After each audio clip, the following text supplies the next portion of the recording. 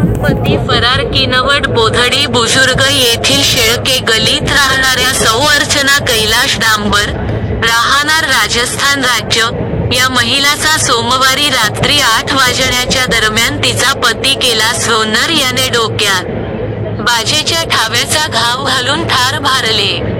चंद्रकांत उमेश ठाकूर, वय वर्ष 14, या मुलाच्या फिर्यादीवरून किनवट पोलिसांनी गुन्ह्याची नोंद केली. हत्यारा कैलाशने हत्या करून पोबारा केला आहे. या घटनेमुळे पुन्हा एकदा बोधडी बुजुर्ग शहर हादरल्याचे बोलल्या जात आहे. सोमवारी बोधडीचा आठवडी बाजार भरतो. अर्चनाने बाजार घेऊन घरी आल्यानंतर कैलासने तिच्याशी वाद घातला.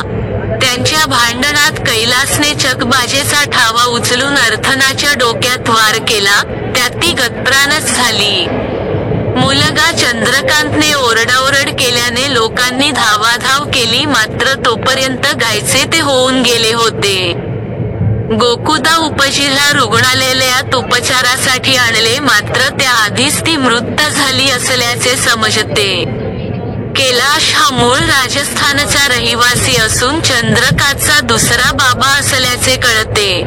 अर्चनाची या करून एकट्या चंद्रकांतला सोडून मारेकरी कैलाश पळून गेल्याचे सूत्र सांगतात.